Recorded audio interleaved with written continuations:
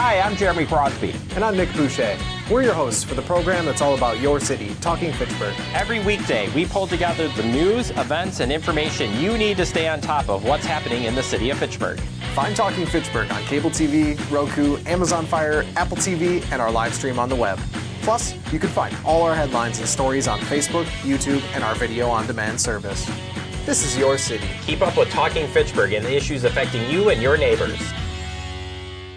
Get connected, Fitchburg. We're launching Fitchburg Connect, the city's new monthly e-newsletter that keeps you informed about all the events, services, and updates that matter to you. Get it in your inbox once a month. Sign up today to get Fitchburg Connect.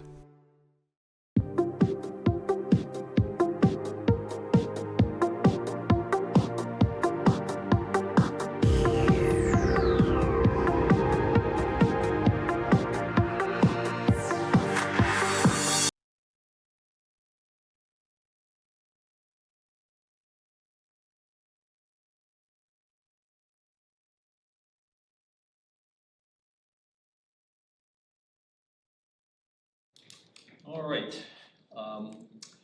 it is 6:30 on May 14th, 2026, and this is the monthly meeting of Fitchburg's Transportation and Transit Agenda. I'm calling to order. We have no members of the public online or in the room, so we will go on to approval of the minutes. I move to approve. Is there a second? Second. Thank you, Rick and Gabriella. Does anyone have any corrections or additions?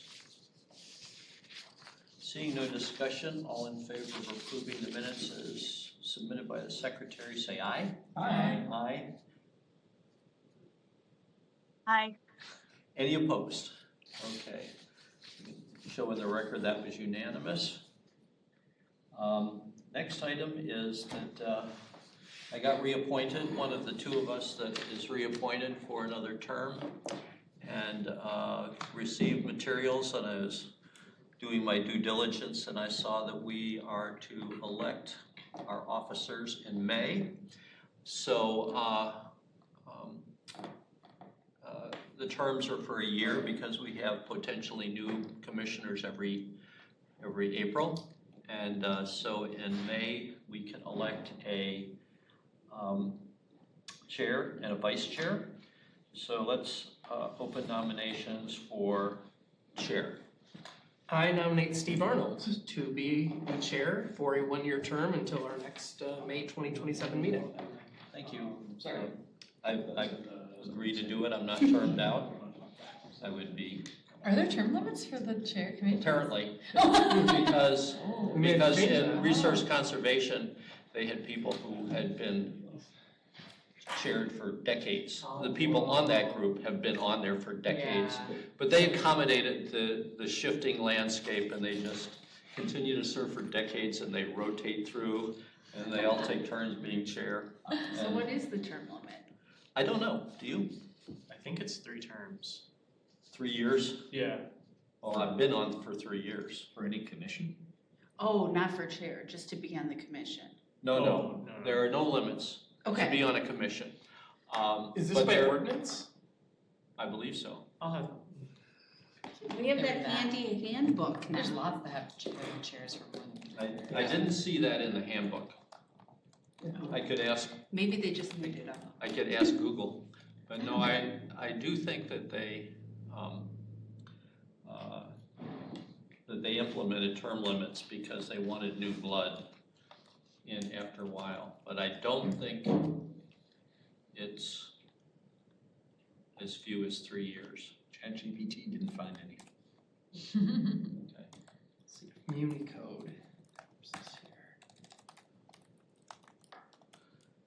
Well, we will take a short recess while we search.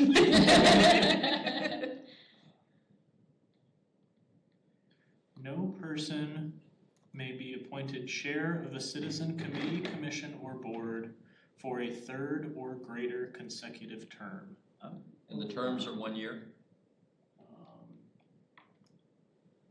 May Citizen committees, commissions, and boards shall appoint by majority vote of those present and voting a chair at the May meeting of each odd-numbered year. Oh, so they're 2-year terms. Oh, so we don't have So we to. don't have to do it right now. You're still our chair. So I must be in my second term because I've had one 3-year. Cause I think I checked this when you got reappointed, or like, you know, Okay. a couple months before you got reappointed. So I'm on my second 3-year term on the commission. The first 2 of those was my first term as chair, and now I'm in the middle of my second term as chair. Yes. And you can't go a third. And I You can't, you can go 6 years, right? Oh, I thought he said it No. can't be 3. No person may be appointed chair of a citizen committee, commission, or board for a third or greater consecutive term. Right. So you could skip one and then come back. So we're in trouble next Or year. we just have, or we just have to change the ordinance. No, yeah. It takes two alders to Spoken introduce. like a true alder. Don't like the rules, change them. I change the bylaws of the 6 nonprofits that I'm involved with all the time for reasons like that. In view of that, I think that I will accept a motion to table this until next May. All right. And that's a preceding motion, and I withdraw from consideration. And I also know that the alder representative cannot be the chair because I was the chair of this commission for the first several years, and I was the alder representative, and then they changed it and I had to relinquish the chair. So it won't be you. I don't know if the plan commission representative can be chair if they're an alder. We're dropping like flies in here. We're in trouble next year. Designated survivor, the I Secretary of have confidence Agriculture. in everybody in this room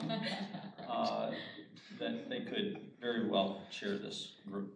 So just for context, this says, common council members appointed to committees, commissions, and boards shall not be the chair. So that's our common council appointed member cannot be the chair, but I believe the plan commission representative, even if they are an alder, Okay. is the chair. Well, we have 12 months to Gabby's find in that trouble out. too.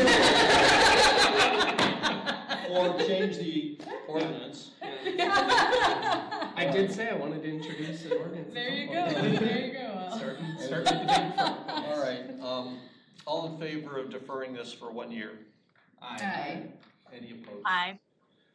Okay, I'll let that be unanimous in the record. Did you get anybody who moved that? So moved, if not. Second. Thank you. Yeah. That was Elizabeth and Logan. All right, so. Our new chair. Elizabeth, the new chair. I think we're in order. Mm-hmm. Staff report for us. Yeah, so on Tuesday, at the common council meeting, the $4.2 million budget amendment for BRT was approved. That is being financed, or that borrowing is being repaid by ATT&T. So it still has to go to the Joint Review Board on June 24th for final approval. But we anticipate that Joint Review Board will follow the Fish council hatchery TID. approval. Yeah, TID 10. The Route 65 detours have started for the police facility construction, or sorry, they will start on Monday. So basically the bus will just go, Lacey is what's being closed, so the bus will just continue south on Research Park down to Nobel and just make a slightly bigger loop. And then when we close Research Park for that construction, I believe the loop will be on Fahey Glen. They'll turn south on Fahey Glen and then stop on Lacey at the library, and then go out to Fish Hatchery and go around, and then So stop again post on temporary East Sheridan up stops. to the north. Yep, all the stops were posted today. The contractor gave us very late notice that they were closing Lacey. How long? 2 weeks. Yes, I believe so. Yep. Monday through June 1st. Yep. And my job is to pass along all the road closures to my wife, so I know that. Metro will also be at the either June or most likely July Committee of the Whole to discuss their report card and the new process for route changes. One thing that the new General Manager, Jamie Acton, is doing is formalizing a lot of processes that have been very informal in the past at Metro. Like for route changes, the process before was just me emailing Mike Czekvala or Mick Rush and saying, hey, we want to make this change, and they would make it happen or not, Tell us as we've not. seen. Yep. So there will be a formal process for that where it'll get reviewed by specific people, and they'll probably have specific forms for us to use. And they're planning to lay that all out at the Committee of the Whole meeting. Will route changes in Fitchburg come through us? Because we want them to. Oh, through TTC? Well, through somebody in Fitchburg.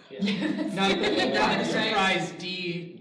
We don't want another D1 Yes, fiasco. I mean, if that's not what Metro proposes, we will obviously push back very hard on that. Protest. And then the other thing is that I would hope that they would have an excellent explanation of why they can't do our budgeted route change in August. Yeah, I mean, they're gonna say what I've said to this commission before. It's a No staff combination. and no buses. Yeah, a combination of buses being unavailable because of staffing issues, and then also, they just want to be able to provide a high level of service on their existing routes before they start adding new routes. I understand that they're formalizing their route change process that they didn't have formalized before, but we've already made a request, given the process that existed and exists today. And did we make that just through an email or a phone call, or did we propose an amendment to our existing contract that then is like An MOU? yeah, like how are we, are they obligated to respond to us regardless of when they come to Committee of the Whole or not? Do they have a responsibility to respond and give us like a date that won't be August, but it'll be sometime? So they've said that they are waiting until they have that formal process to give out any dates. They have responded to us on that request. I've had several meetings with them. Okay. Spanning from 2024 to January of this year. We've had several memos with cost estimates that were brought before this commission in 2024. Yep. And then probably the next step we were going to go through is that MOU process, but it did not get to that point. There's a lot of work that needs to be done before we would even draft an MOU. Like Fitchburg staff has to understand the cost and the scope of those changes. So that probably would have been the next step, and then Metro started running into these issues. Okay. Is the bus availability due to maintenance? Partially, yeah, charging issues as well. Okay. Do you think we'll be grandfathered in? No, No, so we're They've gonna have to said start we're not. everything. We have to restart our process. yes. Well, when are they coming? Well, we should touch base on cow dates. Yeah, They won't be able to fit in June and July. I don't think they'll be ready in June. Yeah, anyway. it might not be till August, but we might be able to fit them in July. We want them sooner so we can get our Oh, application. I know. There's a couple other pressing topics that, That won't, um, that meeting will not be what holds an application up. If the application is able to be done before Okay. they come to the meeting, it will be. we're not holding it. Next item. Yeah, I had a County Highway bike and ped underpass operational planning meeting today. We basically just discussed all of the kind of things we foresee going through the design of that project and talked with utilities and everything. So that project is moving along. And that's to break ground when? Before July of 2027. We need to start construction before July of 2027. It'll be finished hopefully in 2 months, so in 2027. The Comprehensive Safety Action Plan, that's part of our Vision Zero efforts, planning that RFP to be released in June. We've obviously already talked about that at this commission, and I've talked with a few consultants already that do that work, and they've provided their kind of guidance on what they usually see in those RFPs, and their kind of schedule with all of the other communities around us that are doing very similar action plans with about the same time frame. I'm also planning to update our traffic impact analysis guidelines. I'm hoping that I will have that approved by the end of June. So that would be an ordinance change and then a new set of guidelines to go along with that ordinance. We're kind of going back and forth on a staff level whether those guidelines will be actually adopted by council or whether we would word the ordinance to just say that you have to follow staff guidance and then we would just have this policy on our website and then we could change it if we needed to without going back to council. Also been going to some Wisconsin Manual of Uniform Traffic Control Devices update meetings. WisDOT's been putting out updates for the WMUTCD. So they adopted a new manual basically, and it prescribed what we can do with signs, pavement markings, separated and non-separated bike lanes, all that kind of stuff. It's, a good 2,000 pages if you guys want to go through it. Any important deviations from the national one that you? Not from the national one, no. Okay. It's stuff like the national one let you have pink construction warning signs in addition to the orange ones, and the Wisconsin MUTCD used to not let you have pink signs, and now they let you have pink signs. It's like Hot pink. yeah. The pressing issues of the day. Right. And then there's some stuff with like green paint for bike lanes and stuff like that that has just been clarified because that has been taken from experimental guidance to actually being in the MUTCD now. And we can't use the green paint on crosswalks, I think you said.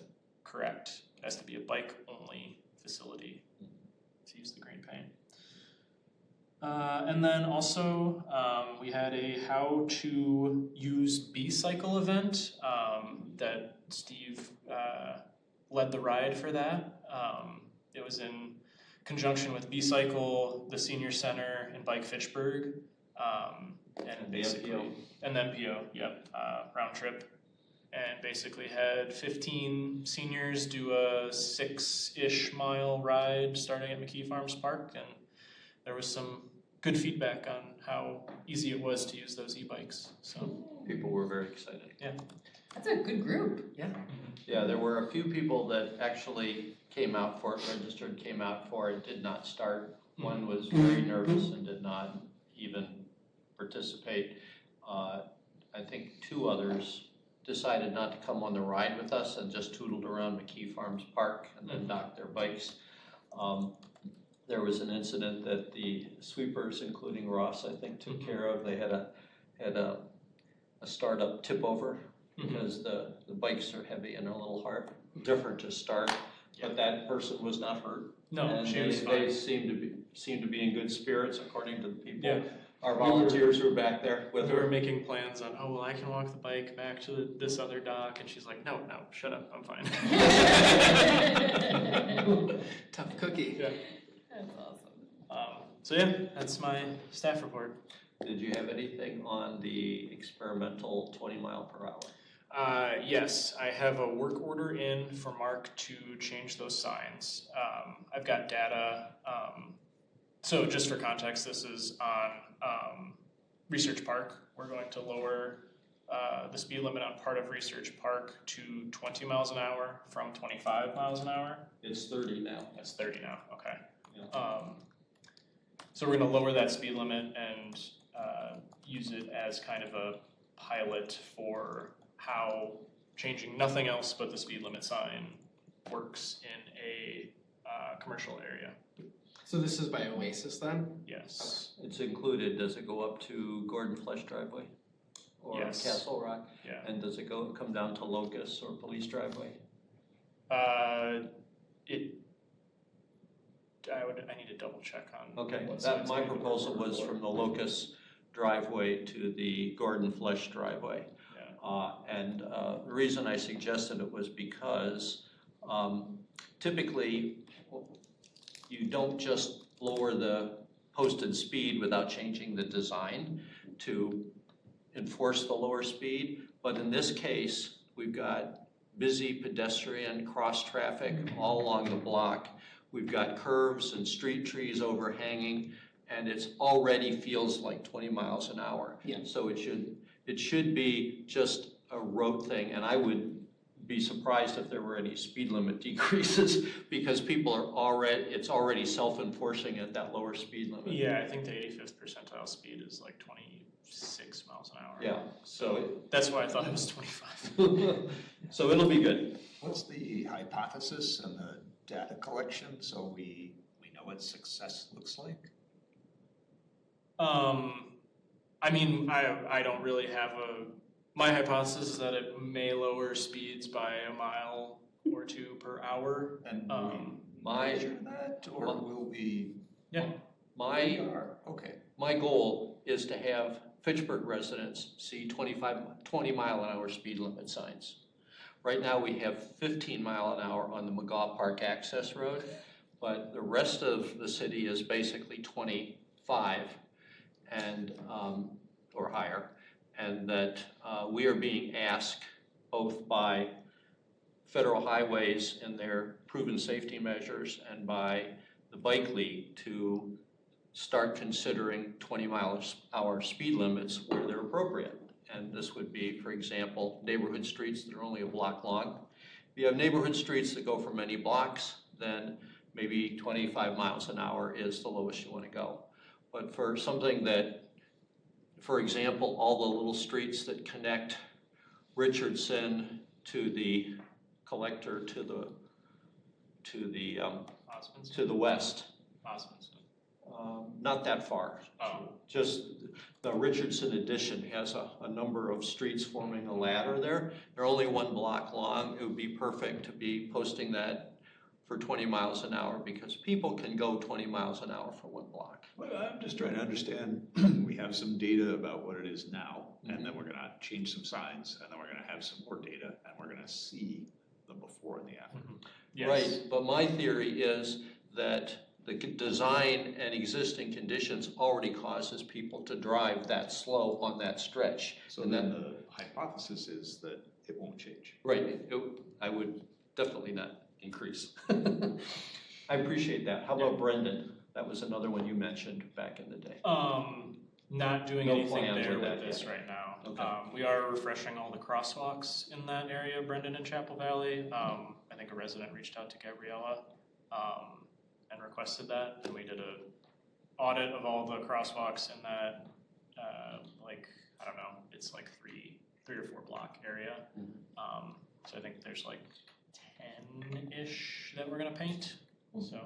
It's just high traffic, those Yeah. move way fast. And we're getting into intern season, so get your requests into Ross. What else? Oh, that was it, right? That's it, yeah. Okay. Can I request a future staff agenda or staff report item? Sure. I would just love to hear how the roundabout in a box at Greenway and Coho is going, and if that is something that we could further capitalize on in the future. So, buy another one. And we have plans to make that permanent already?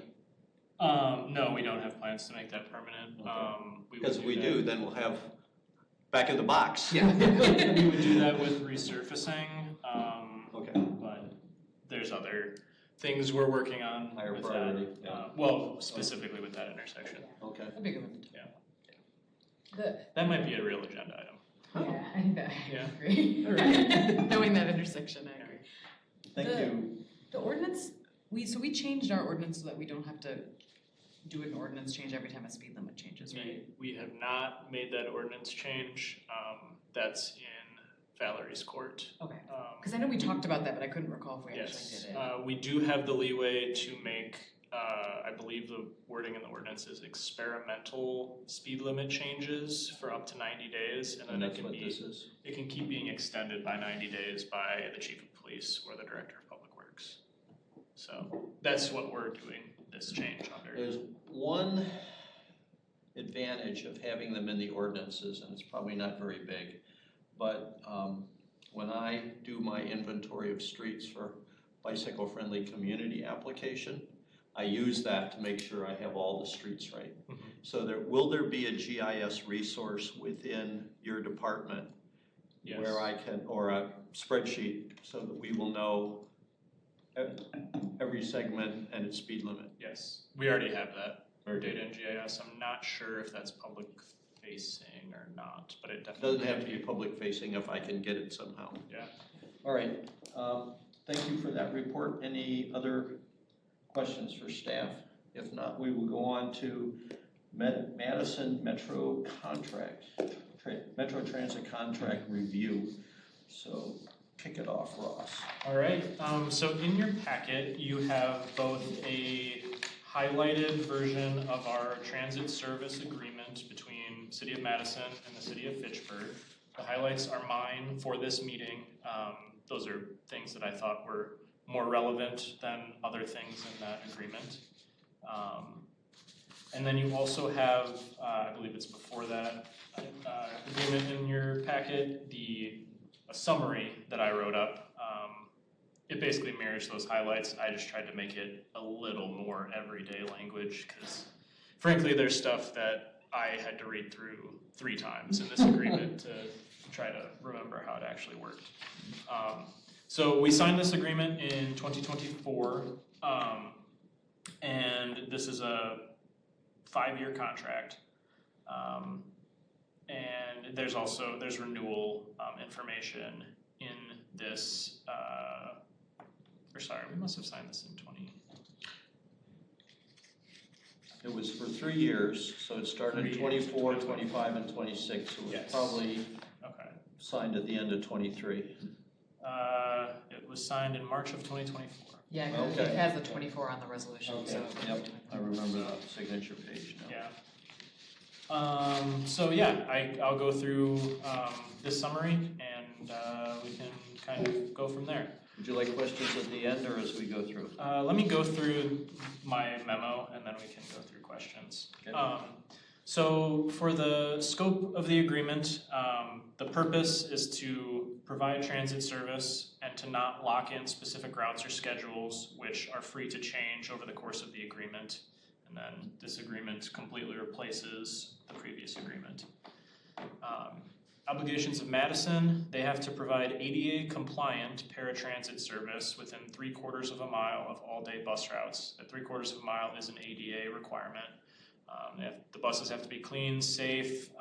They provide us the bus stop signs, we put them up. They have to collect fares and communicate with us and then provide all the necessary audit and financial documents for our public transit assistance program grant. Obligations of the partner, which is Fitchburg.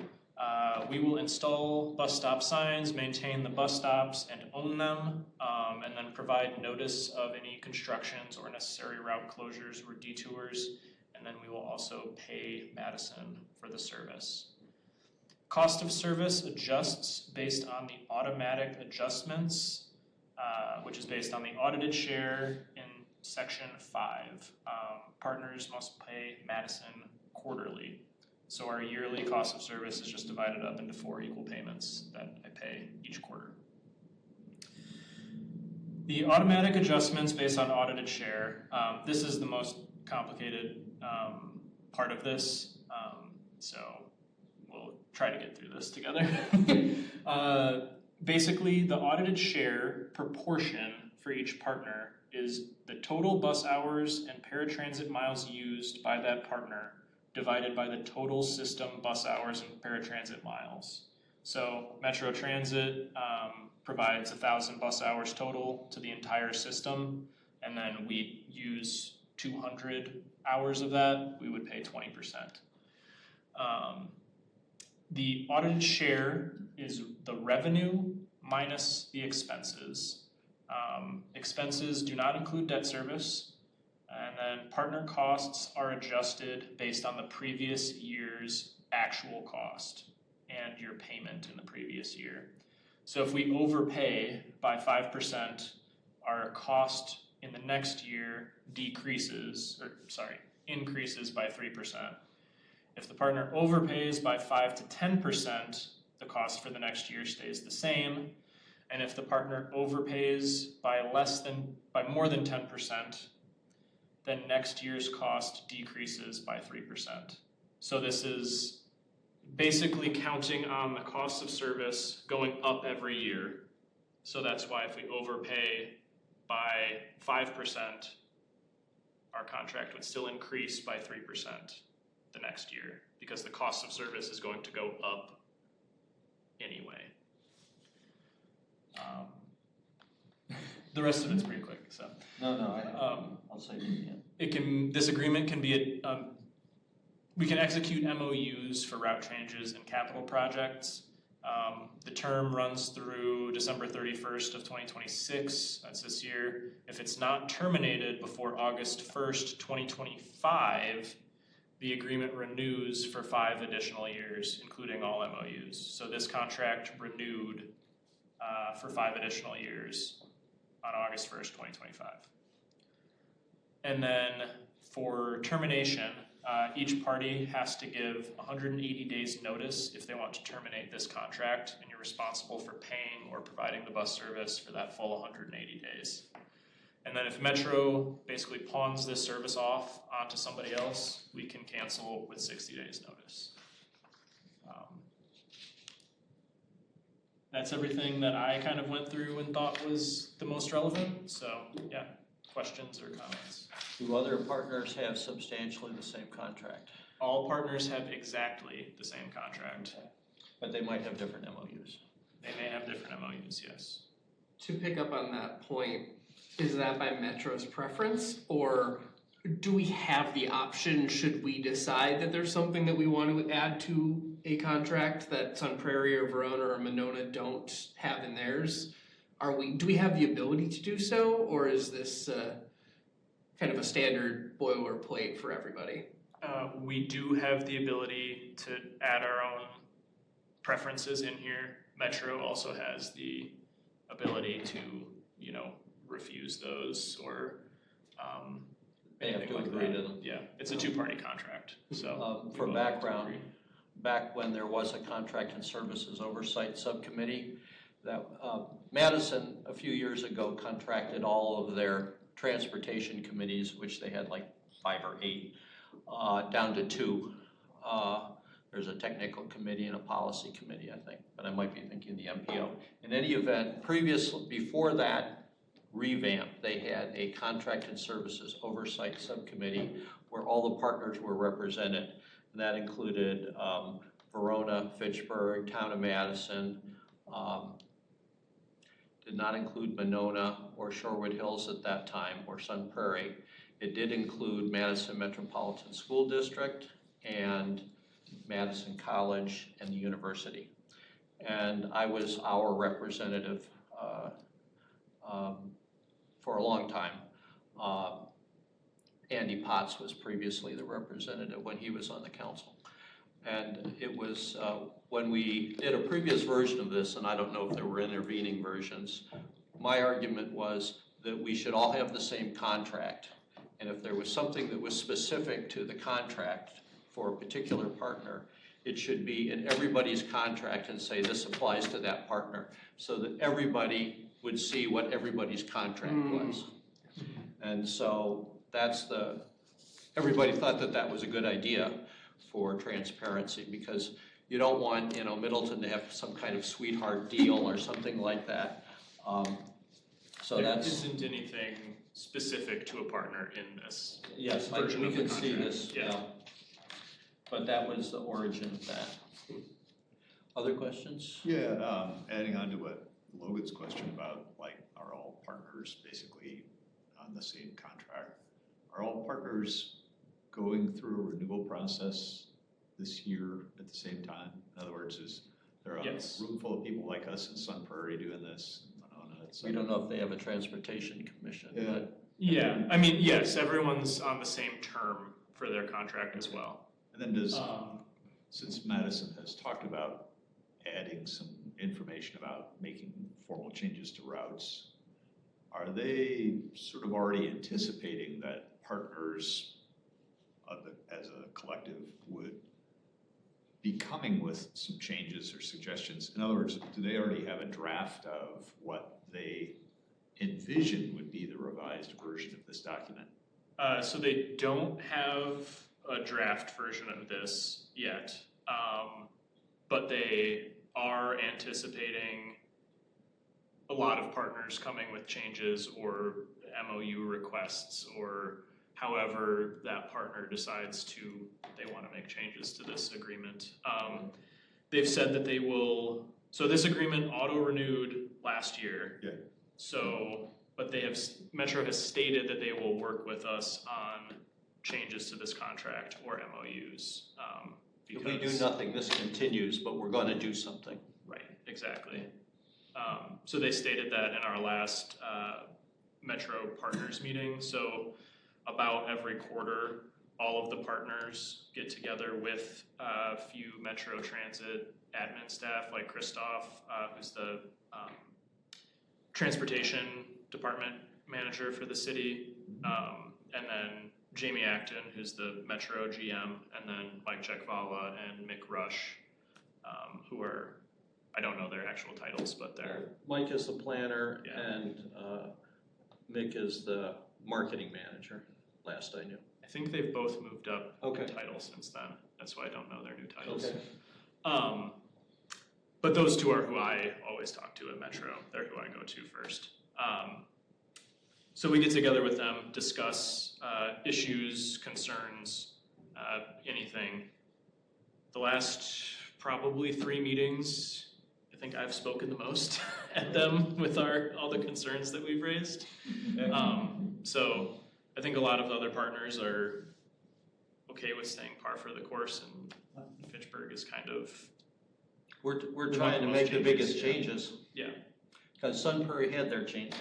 Well, we're one of the bigger partners too, I would say, probably, right? I mean, like, Yeah. in terms of the amount of service that we get. Oh, how connected we get are. the most service by far. Yeah. Because Except for maybe the university. yeah, but they don't come to these meetings. Oh, okay. Um, They're on a sort of different schedule because they just pay for their Yeah. buses and don't get any revenue. So are there particular areas that they already anticipate partners will want to either change or augment? that like audited share Yes. portion, that's one that I think we could adjust the percentages to be a little bit more effective for us. Okay. I don't want to shortchange Metro on paying for the service that they provided us. Right. But I don't think there's any reason for us to overpay by 5% and then increase in cost in the next year by 3% without knowing that that's actually Really the coming. increase in our service cost. Oh, I actually thought that was a clause that favored favored the partner. Because if costs in general, and we're living in inflationary times. Like diesel. Go up by more than 5% every year. Mm-hmm. The maximum that the partner would incur is 3%, regardless. And whether you overpay or underpay, the most that you're going to have as an increase is 3%. And so year over year, the curves diverge because their costs could go up 5, 10, 20% a year. And we would never, in this contract, see more than a 3% increase. Except we still owe them the money. No, Don't we carry a balance of unpaid audited share? That was how the old agreement worked. Okay. So Madison just eats it if we're underpaying?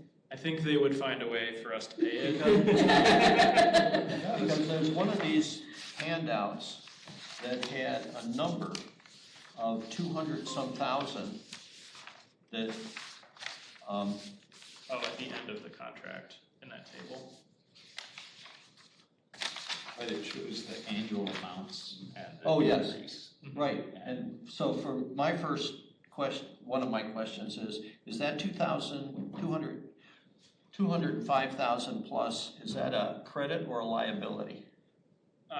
So I believe that it was the balance of our old carry forward. Credit or liability? Credit. Okay, I believe that was the amount that we had overpaid and was sitting in that account okay, with Madison. all right, and then what happened to that? It was applied to, I don't know if it was all applied in 2024, but it's been applied to our Okay, cost of service. There was, if I remember correctly, when we were discussing this way back when, and I'm not sure if you were on the committee, Elizabeth, or not, back when McFadden was still the transportation engineer, but they had gotten like ARPA money and they had put it in escrow for the different partners and like a proportional share. And they, like that, do you remember this? Just that. I like, yeah. I don't. vividly remember this, and I could go back and hunt in my notes, it's not even in this notebook, it's in a different one that I have, but there was something about that they were gonna have like, so like if there was a wild increase in cost one year, that you could apply money from the escrow account to it rather than dipping into, like having to like fill a budget gap with your, but Yeah, I don't know. I'll try to dig up some Yeah, that would be notebooks interesting and see if to I see can if that figure it number out. matches that 205,000. I did, that's what my guess is, that's what it is. I would think so, yeah. But I don't know how it's been applied over the years. do other people have their questions or comments organized by pages? If so, mine are. If so, we could go through the contract and take care of the questions on each page. But if people don't have their questions arranged that way, we can do it a different way. Mine are by page. Any questions on page 6 of the packet, which is the first page of the agreement? Well, I made a note on Ross's memo and that I didn't like Oh, reiterate the. Anything on the memo? Well, I just didn't reiterate it. I noted, Ross, in your summary, it says 20% of expenses, that the Fitchburg pays 20% of expenses. And then audit share is revenue minus expenses. What I didn't feel like was very well spelled out. It does say expenses don't include debt service, but that kind of implies that it includes everything else. And I made a note here about things like excess maintenance, as we understand they're incurring right now with the new buses, negligence, lawsuits, poor decision-making on the part of Madison Metro. Where's the sort of boundaries of appropriate expenses to count in the cost of service? So I believe all or most of what you listed is included in expenses. Like if there was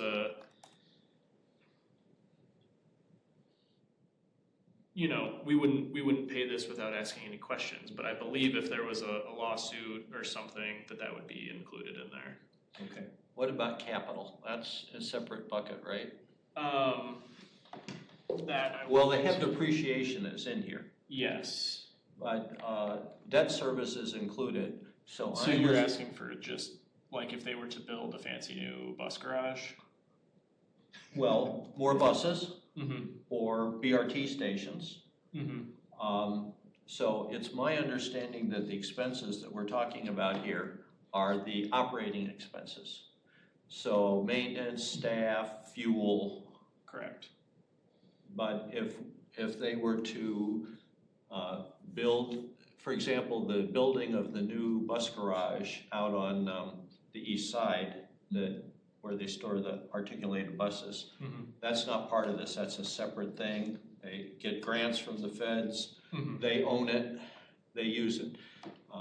And we do probably pay for some of that in. Utilities, maintenance of the building, all overhead those kinds of things. costs, yes. But when they build something or they buy a bus, I think that that's separate, and I think that's why debt service is not included, because debt service is really part of, it's the negative part of Expenses. capital. Yes, exactly. Okay.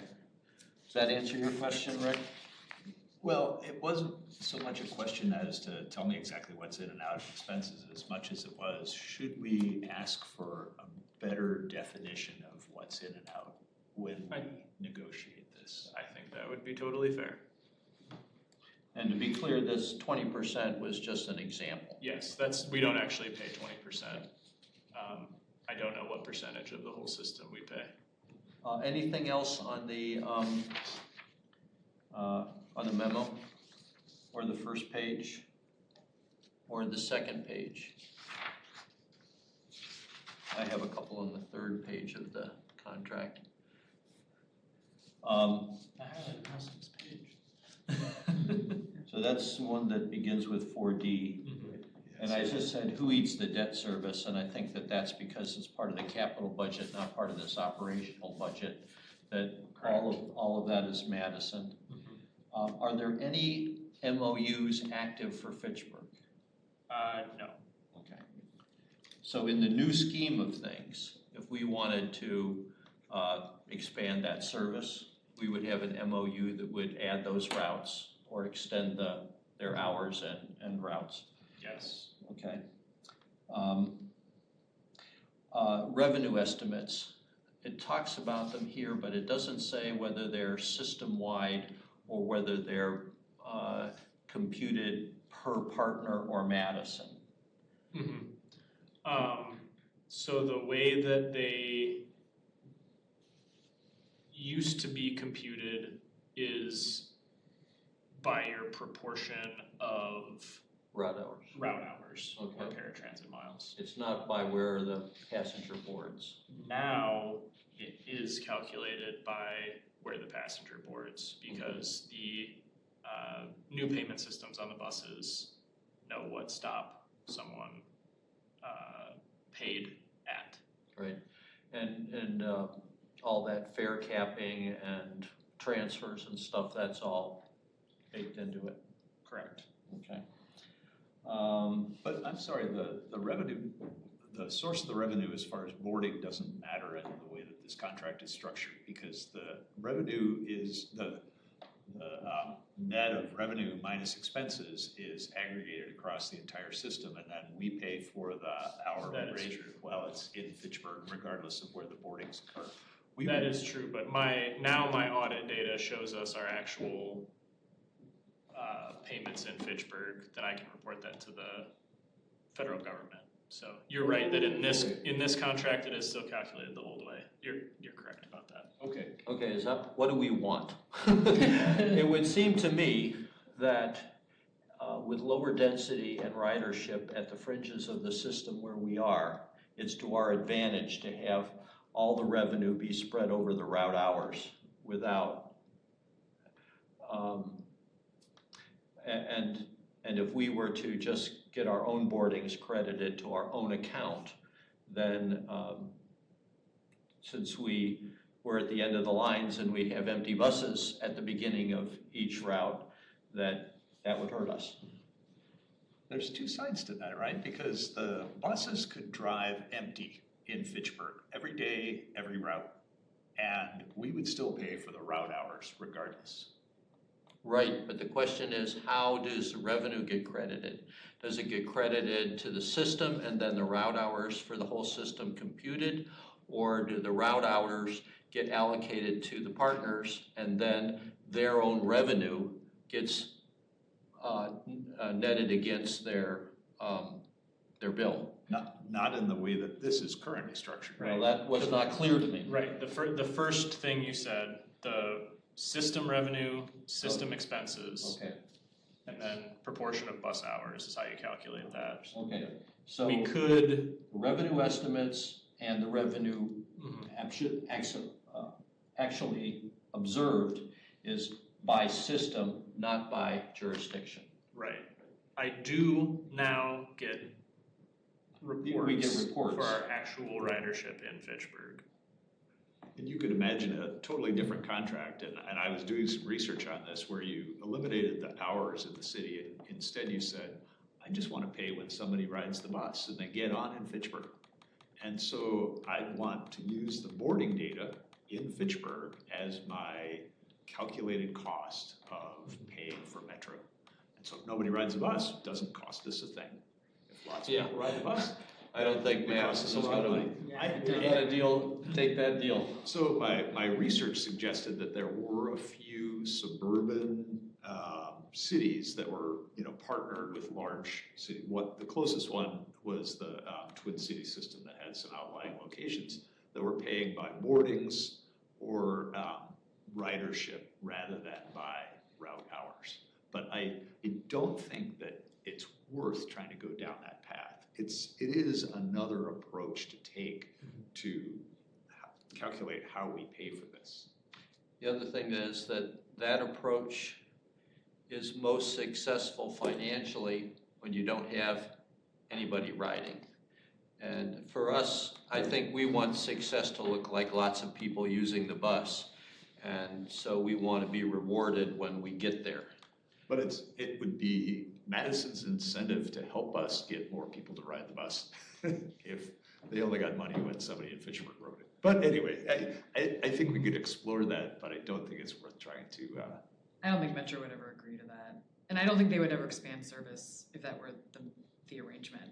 Like, they would never be willing They to just run the expand 80 service. around campus. Yeah, and that also doesn't serve the system in the broad scheme of things, I think, if they're not willing to do it because they're not gonna see an increase in revenue. It would also be difficult to budget for. Yeah. Like, the predictability of it would be Yeah. wildly, and that also matters quite a lot for when we're in that process, that the Yeah. predictability is kind of how we know. Any other questions on the third page of the contract? Yeah, so what I thought was silent in here was anything about fare changes. There was nothing about, like, if Madison Metro decided to quintuple the fares, does the partner get any say in that? And there isn't anything in here about that. Yeah, I think that the things that, a lot of the questions we have are about governance of the system. And it's their system, we understand that.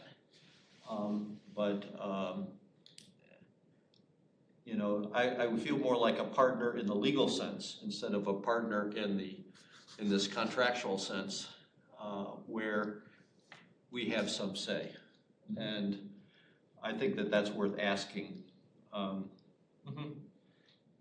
about. Yeah, and to pick up on that, if we go to page 4, item 6F, at the very bottom of that page, kind of gets to that point a little bit, where we can reduce our annual service level with notice provided in writing no less than 6 months in advance of the planned change. So if we decide we want to make a change, we have to give minimum 6 months notice. We did not get 6 months notice from Metro when Verona decided to change route D1, and then we lost service as a result.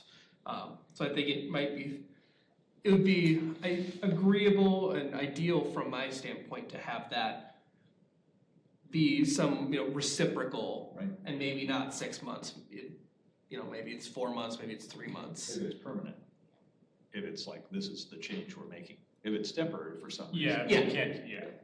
Yeah, if it's because, Lacey Road's closed for 2 Construction. weeks, yeah, that's not, Yeah. but losing the D1, I don't want the rug pulled out from under us again, and I think it's not fair to us if we have to give minimum 6 months and Metro can just, surprise! Well, this goes back to the earlier discussion about their process for route changes, because I made a note on that same paragraph about where's the parallel paragraph about increase.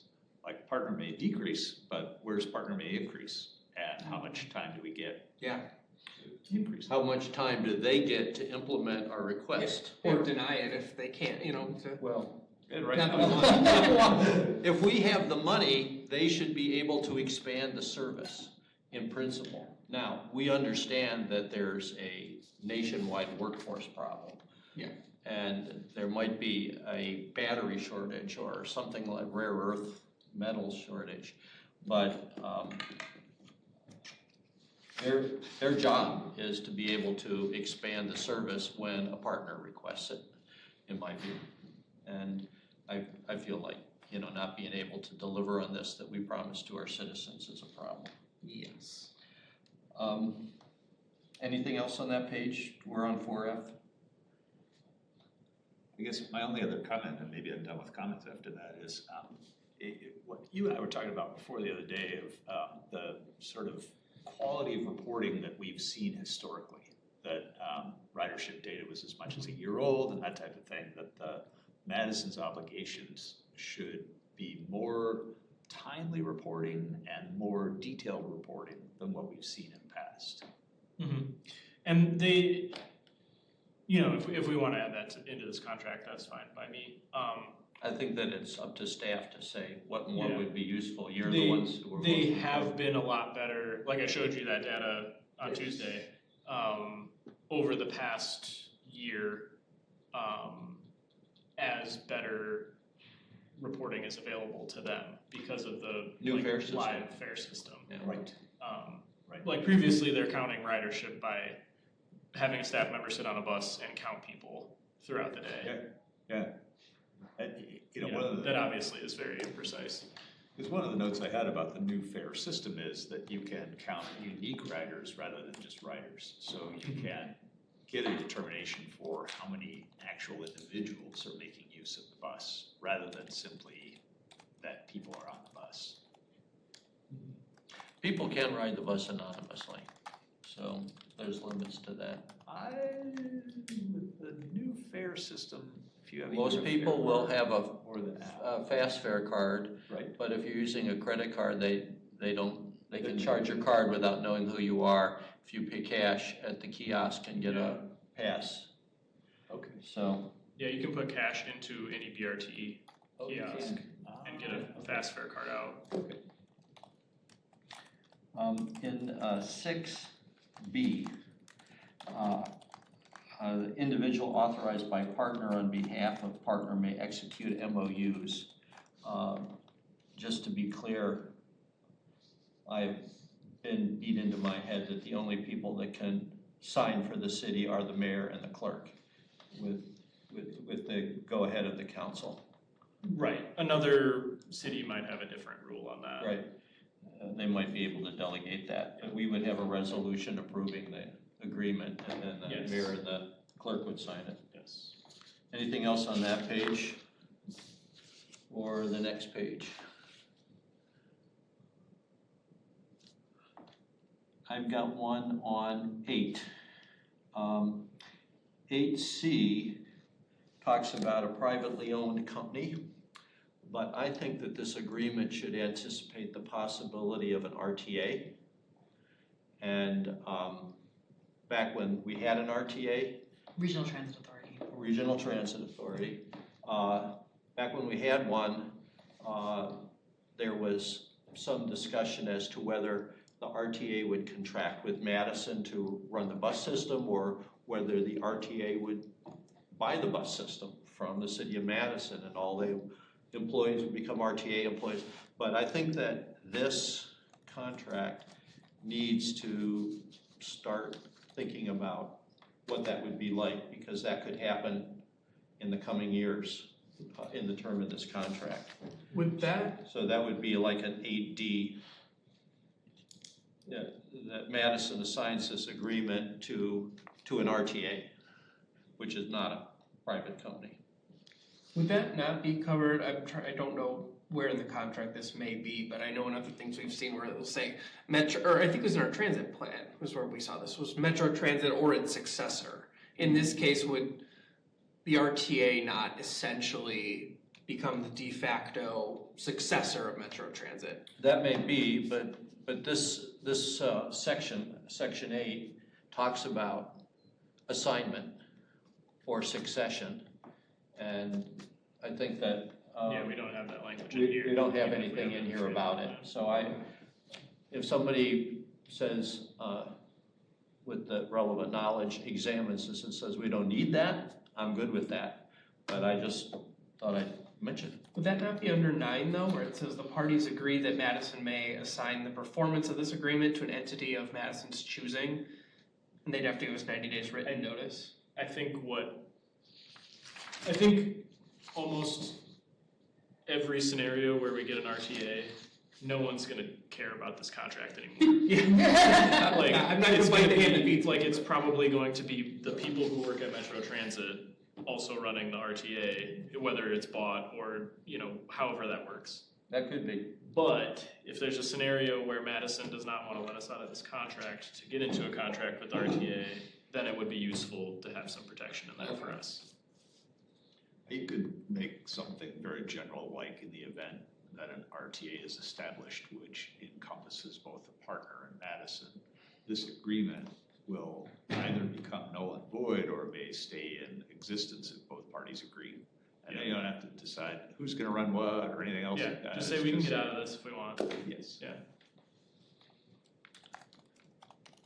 It might be as simple as changing it to say, in HC, to a privately owned company or a regional transit authority. So, Yeah. but then you'd have to read the rest of the paragraph and see if that made sense, but, all right, well, RTA, that's. Yeah. I don't have anything else. Does anybody have anything else on this, Greg? It was just like. Maggie, do you got anything? Here, thank you. Just want to make sure you're still there. The camera's not Oh, yeah. on. Okay. Separately, I'll send you a bulleted list of the more detailed reporting that I would find useful that either we could spell out in revised contract or at least just say something more about their obligations for timely reporting.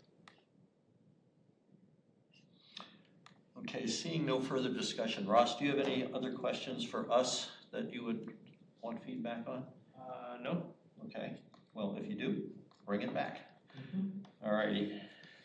That brings us to Terra Vesta parking review and curb management. I'll ask Ross to kick off the discussion. I believe we have a member of the public who Oh, wants to speak great. on this item. Good, I do not have your registration form. Yeah, If you would please, give it to I me, did.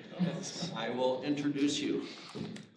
I can also introduce him. This is Josh Olson, the new member of our Bike and Ped Commission. Oh, great. Nice to meet you, Josh. I invite you up to the table. Why don't you sit here for your item? I am not going to give you 3 minutes. I'm going to give you the time that you need within reason. So tell us what you'd like to share. Yeah, I've also marked myself as able to answer questions. I don't Okay. know if anyone emailed you as a result of what it was. Unfortunately, yes. My guess is I'm gonna be on the other side of most of the people who responded, but I'll still be the advocate that I wanna be. So I'm speaking as a resident of Terra Vista. I moved in September of last year, so we were designing our home starting in January, built in April.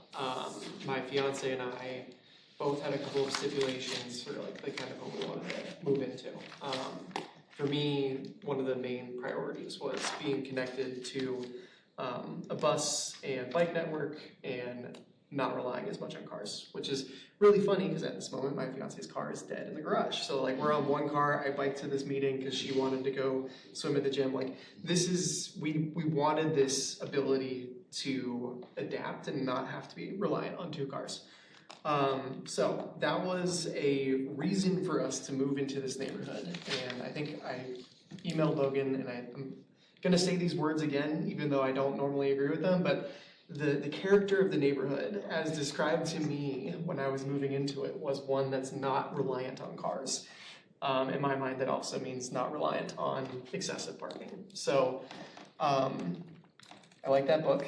It's a great read. All of my family members make fun of me for considering it, but it's one that it's really changed my mind. And I think when it comes to Terra Vesta, I worry about the push and pull of people wanting to have the free accessible and available parking, when you can usually get 2 out of those 3. I think right now what we're dealing with is the availability is what's going away for people. And in my opinion, we should be shifting it from availability to the value of the land. Make people pay for it if they want to have access to it and it to be there when they want it. The push and pull also comes with the businesses that we're trying to establish there. I have not been able to talk to Sherry yet. I'm really curious to get her opinions on this. But from what I have seen in other cities, it seems like actually fostering a place where people want to be, whether that's walking there or biking there, rather than a one-stop shop, I'm going to drive to the place and I'm only going to exist to go to that one place and I'm not gonna mosey around and figure out what else I can do, is something that we should try to foster. I want to be here rather than I'm gonna do this one single errand and then leave. And I think having free parking in the neighborhood is going to get us more of the right side than the left side. What else?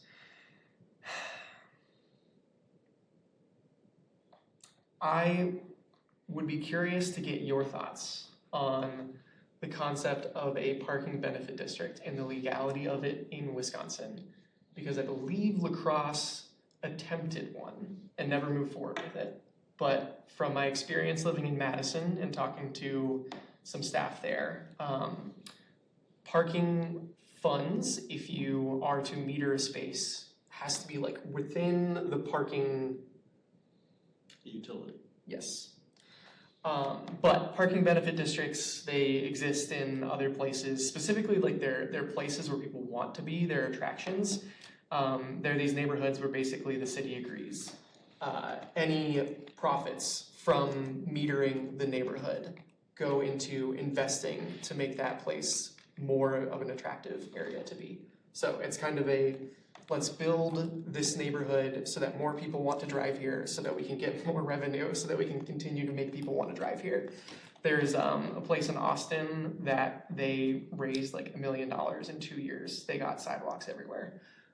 There's a community in Pittsburgh that felt like they needed an extra night patrol. So they were able to use it to, whatever the community felt like they needed. It's a way to tell the community members, like, we recognize that you kind of use this space more than anyone that's trying to drive here. Like, they're gonna be here for a couple hours, but you're gonna be here for perpetuity, whatever. We wanna make this space better for you. So that is something that I think Terra Basic could potentially eventually get to, but I understand in its current state that it's not as dense as it probably needs to be for that to happen. But with SESTA, who knows? So I think those are my comments for now, but if there are questions, I'd be glad to answer them. Any questions for Josh? Thank you for your testimony. If you want to stay and be recognized at some point, I will consider that. And or do you want me to go back? Yeah, that would be good. And if we have questions for you, you will still be here. So thank you very much for that. Let's have staff report then. Yeah, so just more context on what Josh said. Terra Vista neighborhood is a smart code neighborhood. It has less off-street parking in general and is denser than most other Fitchburg neighborhoods, which leads to parking violations and complaints more in Terra Vista than we see in other areas of the city. Narrower streets and higher on-street parking utilization have also raised concerns about driver and pedestrian safety. Hotspots in the neighborhood are Brassica Road because of the elementary school and the daycare, and then Lacey Road because of the retail shops and the transit stop. On Brassica, we get complaints about the parked cars making the road too narrow and causing delays. And then on Lacey Road, parked cars often block the bus stop and the new bike lane on Lacey Road. And then in this memo, I also discussed snow emergency rules and other curb management strategies, but I think it's best if we focus on the Terra Vista parking aspect and then we get into like the snow emergency and other curb management stuff after that. So I think everyone here knows a lot of the context in this memo, so I'll kind of skip that, but Fitchburg Police Department was called 70 times from May 2025 to May 2026 for parking violations in Terra Vesa. That's in the entire neighborhood, not just the Orange Circle area that I have on the next page. Their normal course of action for parking violations is to attempt to contact the owner of the vehicle and get them to move it. That's, usually the quickest and easiest way to resolve the issue of it blocking a bus stop or bike lane. If they're not able to get the vehicle moved that way, they'll ticket it and then tow it if the car is still there after either, a few hours or the next day, depending on the severity of the infraction. There's also a link here to bike lane uprising, which shows basically users can take pictures of bike lane parking violations and post them on this website. There's about 26 violations reported for the one block of Lacey Road between County MM and Brassica. I would be interested to know how many of them are Steve's pictures. 100%. Well, I'm just learning of this, right? I'm taking them every day, so, from the bus. Yes, I do recommend it.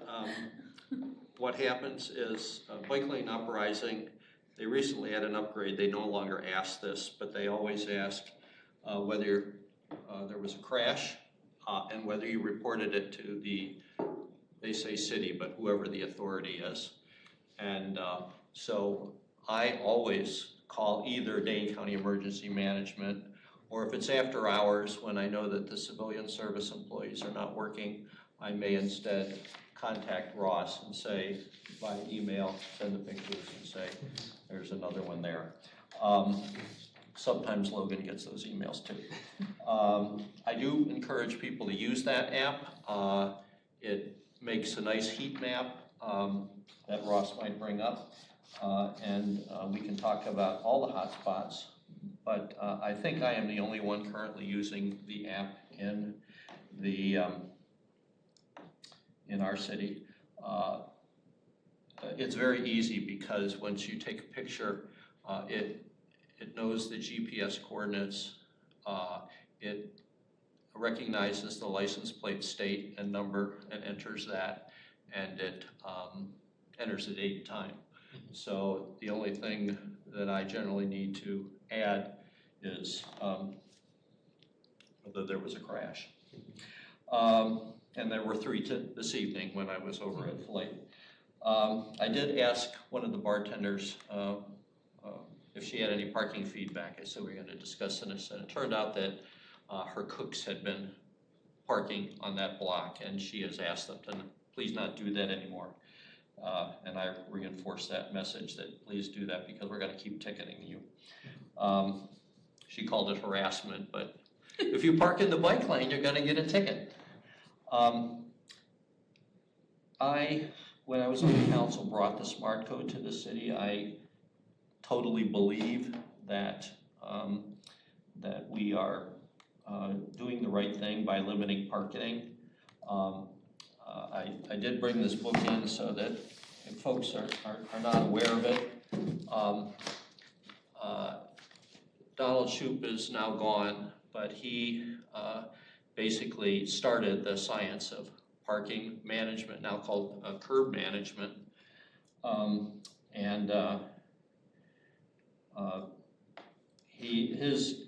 One of his recommendations is to manage parking, street parking, so that it's 80% occupied. Now, in most of Fitchburg, it's under 80%, and we encourage people to use it because it calms traffic. But on our hotspots like Cahill, Maine, and Research Park at Kinsell Place, or here in Terra Vesa on Lacey, the first step would be to encourage high turnover by putting time limits, which we have done. We have 2-hour parking there, so that if you are a cook, you cannot park on that block because you're going to be there for more than 2 hours. But the next step is metering, and especially now that we have meters, they're more expensive, but they take credit cards, they can do dynamic pricing, they can sense when a vehicle is in the spot. And so if you've got a meter that is talking to a server that can figure out that parking is starting to get full, it can raise the price. And so you can have dynamic pricing. But even without dynamic pricing, if you just start charging, then people will say, all right, am I gonna park in the next block and not have to pay and walk a little bit? The circle that Ross drew was a quarter mile, I'm guessing? It's 500 feet. Okay. In radius. Okay. And of course, people can't go as the crow flies. Usually in a gridded network, it's more of a diamond for any particular distance, but people want to park right in front of their destination. But you can't because as some famous urbanist once said, the right to drive anywhere and park for free is the right to destroy a city. And we don't want to take that approach. We want to manage this parking. Ross's recommendation is that we're 27% occupied within 500 feet of flight, and there's plenty of parking there. People just want to park in front. I've literally never had a problem parking in Terry Basin, and I go there frequently. I'm surprised that people are complaining. This is. They want to park right in front. This is 27%. I've done 2 audits there. One of them was earlier tonight. The 27% was at 3:30 last Tuesday, 3:30 p.m. So we get complaints based on school traffic. I wanted to do one then, and then I did one at 6 o'clock tonight. It was 40% full at 6 o'clock tonight, which I think Ours was one of those. Yeah. pretty safely the peak time for these businesses. Yes. Just at the last of happy hour when people are trying to get that discount. Yeah.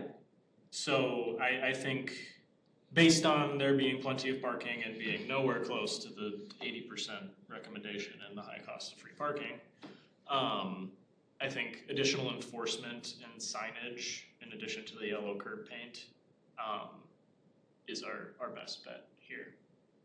And I think I appreciate that we don't do yellow curb paint everywhere that you can't park, because I understand that that's a pain, but I do think it's appropriate in certain situations, especially when there's a chronic issue. Yeah, I did see probably 3 other places in Teravaso when I went through tonight that people were parked, that it's illegal, that I have notes to do work orders for, like in between crosswalks at a T intersection. Oh, Yeah. yeah. Yeah. Blocking visibility of 2 Train crosswalks that for one. double points. The number, Pretty yeah. obvious. For our audience, it's illegal to park within 10 feet of a crosswalk, whether there's yellow paint or a no parking sign or not, and a crosswalk does not have to be marked to be an actual crosswalk. Yeah, we see all the time down here on Research Park at Tinsel Place, which is the name of the building that Oasis and Meritor are in.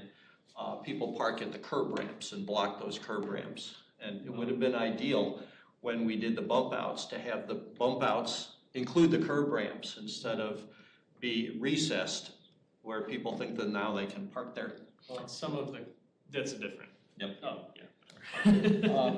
One of the suggestions I had was that we continue to, in these high density areas, and especially if there's a bike lane, we tend to put a line. We mark the parking lane with a line. And I like T's and L's. T's and L's are T-shaped things that separate 2 parking places from a bike lane or a travel lane, or an L separates 1 parking place at the corner of the parking place.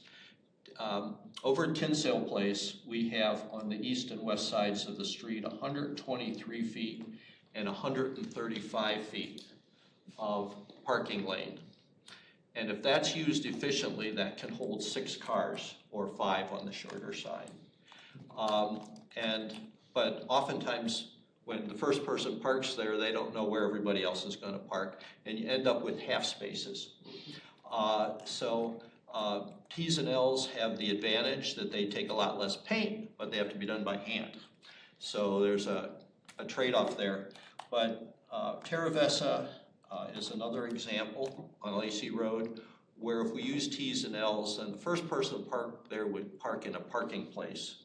And then the next person would park in a parking place. And when the last person parked, there would be one parking place left instead of 2/2 or 3/3 of a parking place spread out over the block. So that would make parking more efficient. I've noticed in Madison, but I didn't know until today why they did it. A parking place can be generally 22 to 24 feet long. Is that? Yeah, for my calculations here, I use 25 feet. You can go to 28 if you want. That takes care of the F-100s with the crew cabs.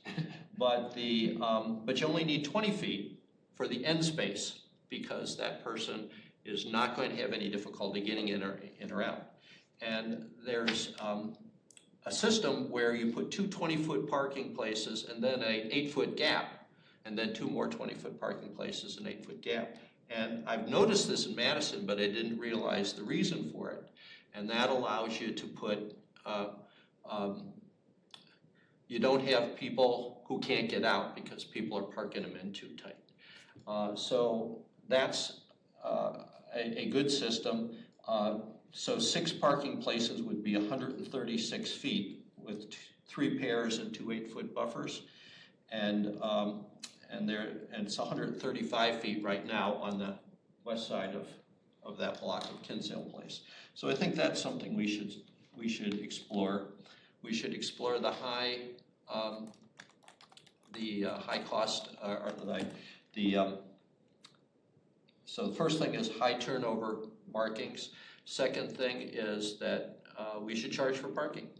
And if we discover that we can do parking benefit districts, people always complain about having to pay for parking.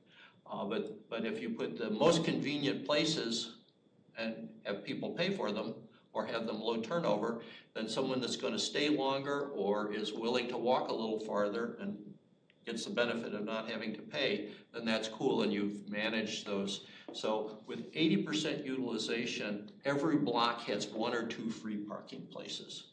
And so people can always get a place to park, but they might have to pay for it. So I think that we should adopt that as a policy for the city, is that we want to manage to 80%. And then we start using the tools that are available. So the first one is the high turnover that we're already using at Terra Vesa, but we could use at Hatchery Hill and across the street. And then we should explore parking benefit districts, because parking benefit districts, people are more willing to pay if they know that it's going to go to flower pots and people to water them, benches, more street trees, those kinds of, you say, over and above the cost of enforcement, we're going to put this into this district where the money is collected. So that could be a neighborhood or a block or a business district or whatever. Do we have any paid parking in the city at this point? I didn't think so. So this, I just Go. want to throw some water on the fire here. So we don't have any paid parking in the city right now. We don't have any city staff that actively enforce parking besides our Proactive. on-duty police officers, and they don't do it proactively. They do it per complaint. So wherever we first established free paid parking in the city, I can't imagine we'll have more than 10 or 20 parking meters to start off with. We would need to hire additional staff to enforce those, or add on hours to our police staffing so that one like beat officer can, police that per night or something. Which with 10 or 20 parking meters, you're not gonna break even on your staffing costs. Now, but do consider the smart meters that have the sensors, because then you're doing more automation and the meters can literally call the police. so that you don't have to proactively, you know, it's complaint driven and the meters are automatically making the complaints. I do worry though about just given the understaffing at the police department. I understand that. Even automating that could be. Here's the other side of it. Curb space, and it used to be called parking management, now it's called curb management, because you've got crosswalks and bike lanes and freight deliveries. But that's a very expensive resource that we have in the city. And if you treat it as a free good and let anybody use as much of it as they want, then you are wasting a lot of resources. I forgot my other point, so. I can jump in here. Yeah. Because I brought this to this commission for the evening because I represent this area, and also as a Route 65 rider, I see all these and I count those cars in the bike lane all the time. And now I can add them to bike lane upraising, so maybe Steve won't be the only one in the city using it. Couple things I want to just add here are, for anybody who's unfamiliar with this area, we've taken a very incremental approach to parking as a strategy here. We have, in this room, gone through and restricted parking on the inner side of Brassica where the SESTA, on that side of the street. We have no parking school days on the other inner part of Radicchio. We went through and removed parking on that first block of Lacey between MM and Brassica/Endive, the first block into the neighborhood, because it was the last kind of one block gap in the bike network, and also was adding more congestion to the primary way into a very large neighborhood. So just for anybody who's unfamiliar, I want to say that this is not out of the blue, and we're not coming in and discussing adding paid parking just out of because we want to raise money for the city. This has been a very incremental step. And of course, we've also painted last year, Ross, thank you for that, getting some of the curbs painted at those intersections, which has helped with some of the issues of people parking too close to those crosswalks. One of the other reasons I wanted to bring this to our attention this evening is because of the SESTA moving forward with construction. Their plan is currently sometime this fall. The number of construction vehicles and the larger vehicles in there has been a challenge for other parts of this particular area in the circle. If you look at what's 4892 in there, 4592, I can't quite read, at the northwest corner of Lacey and Brassica, there's townhouses under construction there, so there's a lot of construction parking. Same thing along that outer line of Radicchio, townhouse construction there, so there's a lot of construction parking. So you have that, you have bikers, you've got pedestrians, you've got the daycare traffic, you've got the metro bus traffic, the school bus traffic, the school drop-off traffic, and folks who live there in a high-density area. So there's I see a lot of like Texas standoffs where, okay, the Oregon bus has to pull over to let the Metro bus through. So we have a lot of those kind of smaller issues where I think there's a lack of clarity about the rules and a lack of enforcement behind them. So I think we need to have a carrot and a stick approach. We live in a suburb, let's just face it. So automatically putting paid parking in places where there isn't any, in addition to the challenge of our police and other city staffing, it's a psychological shift. So I think I don't want to go in willy-nilly, and I want to have a broader conversation about other areas like down here by Oasis and up by Caddis and Cahill.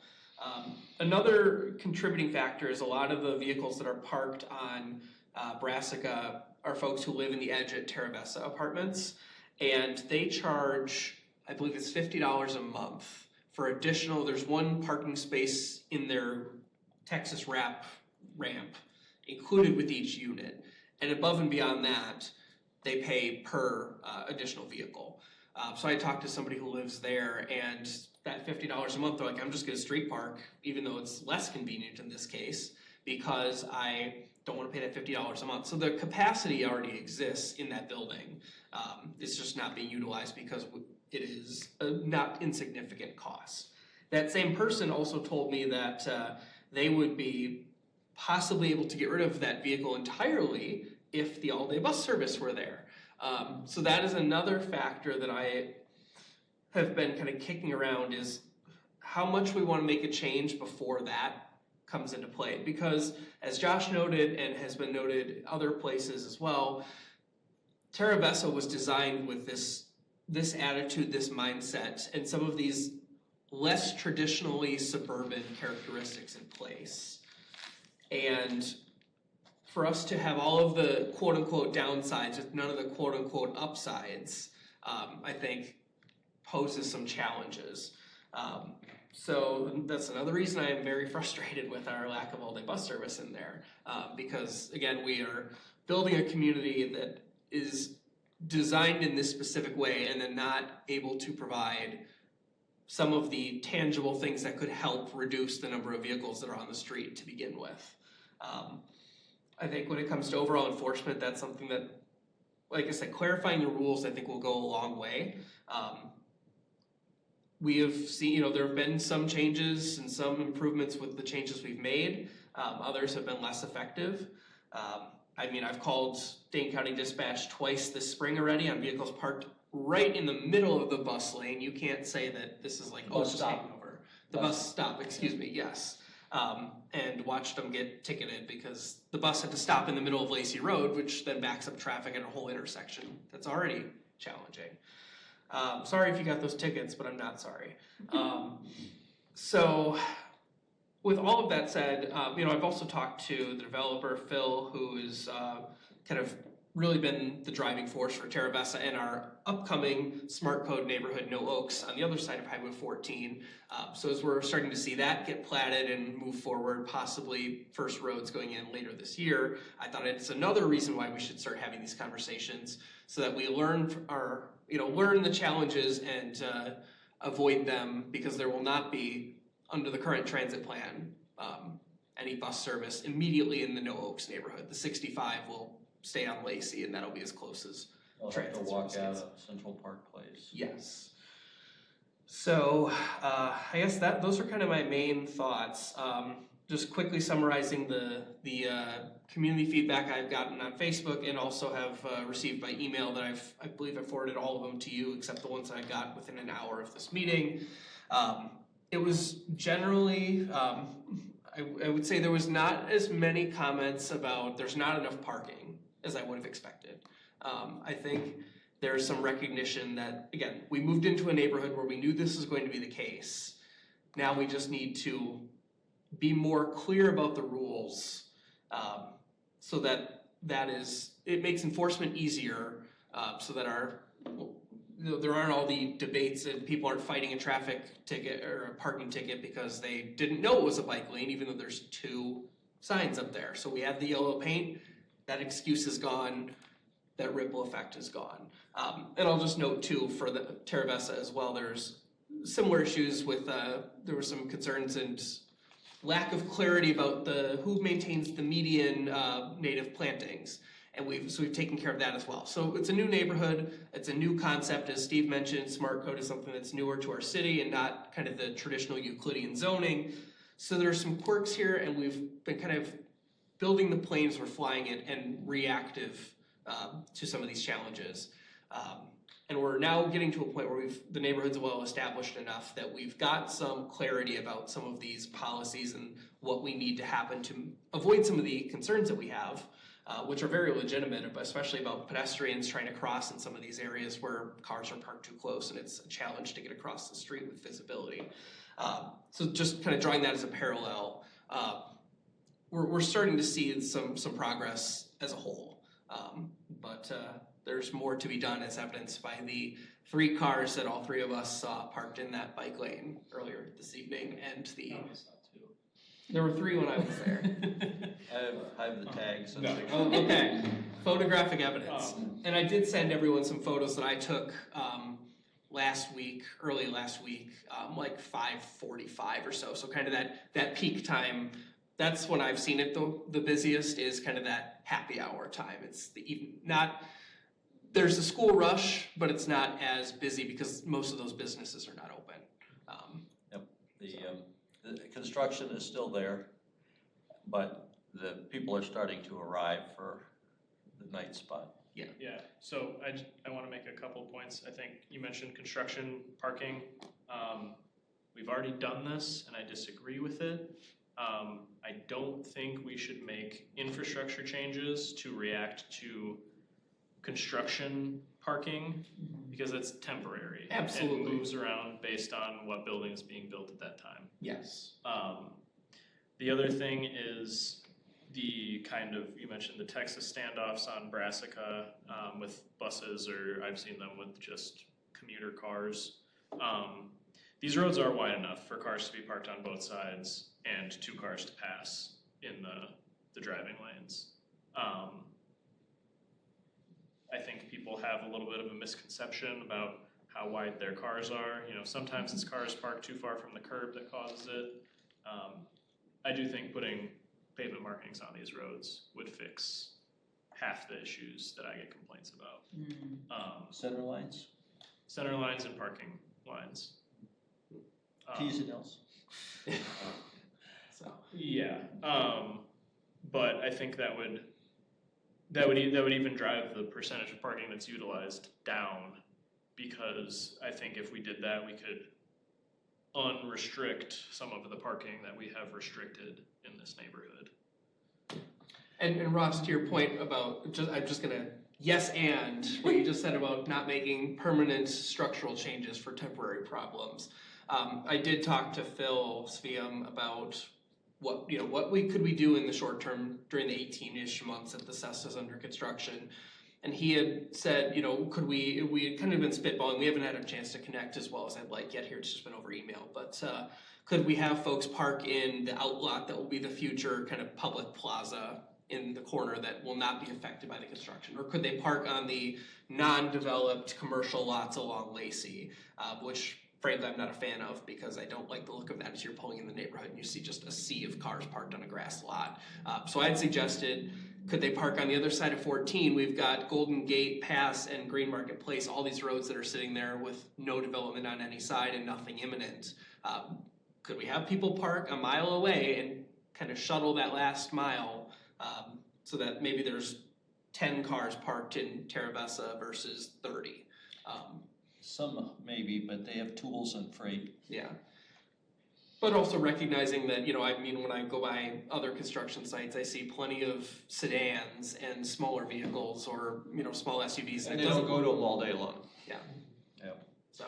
On your diagram, the civic space is 2901, and the future commercial lots are 2875, 2886. I don't know why they must be, they're endive addresses, and 4887 Lacey, 4891 and 4887 Lacey. Yeah, I was thinking about that too. I do think we have a couple more things to talk about, so I want to bring up 2 more things. I think that we should be in new neighborhoods that we develop in the future, and we've done this sometimes in the past, we should have bump outs where street parking is, on blocks that street parking is permitted, we should have bump outs at the intersections and at the fire hydrants where parking is not allowed.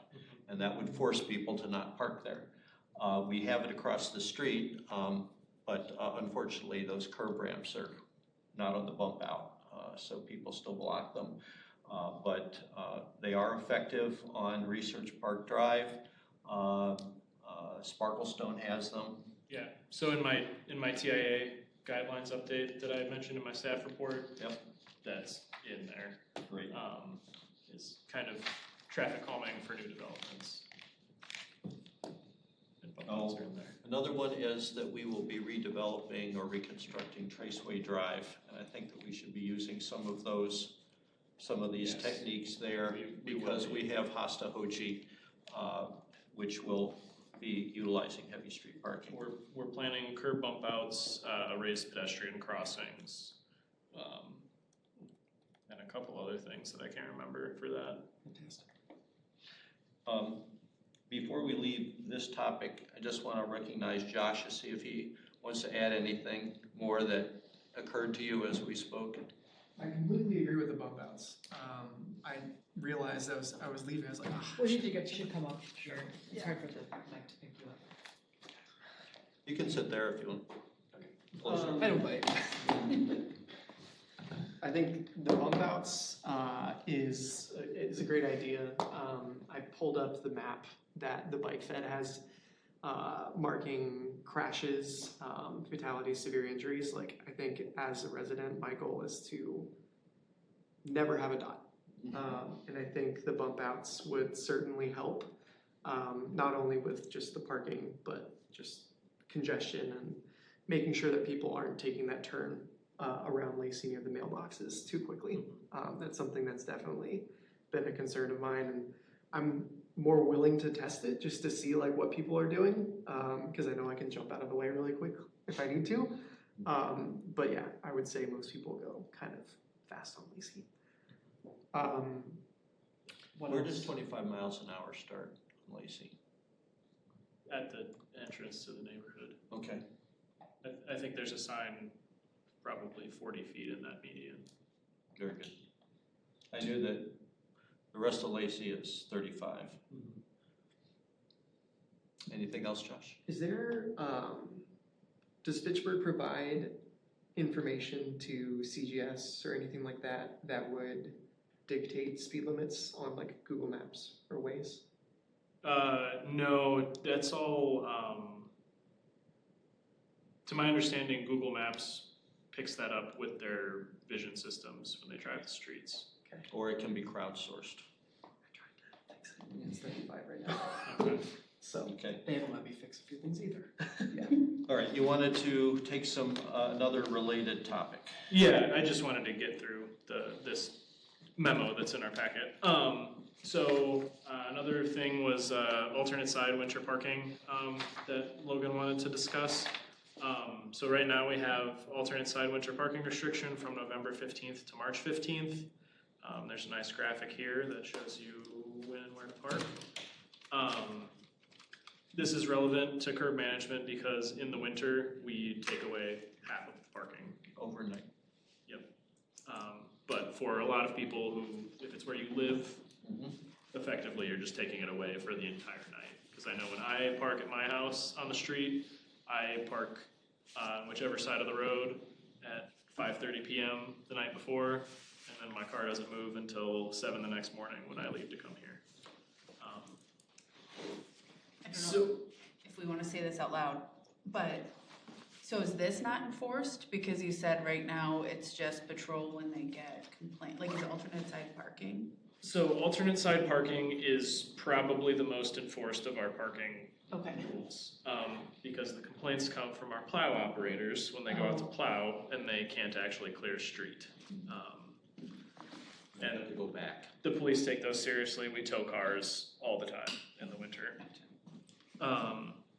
So some suggested solutions include a snow emergency ordinance where you only institute alternate side parking when a snow emergency is declared, and then also snow emergency districts where there are specific zones that you declare snow emergencies in, and then the rest of the city would be on the regular alternate side parking.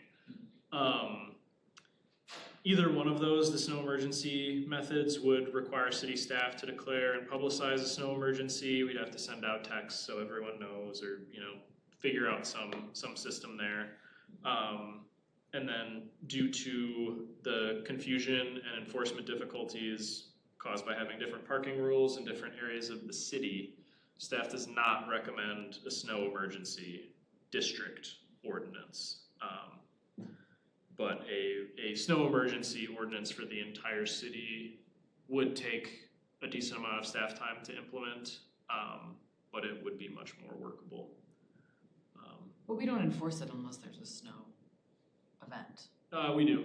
Oh, we do. Yeah, we a lot of times go out those first 2 weeks of November and ticket cars, or Oh, at so least people warnings know on cars. that Yeah, it's starting and. we get a lot of complaint calls when we do that because there's no snow on the ground.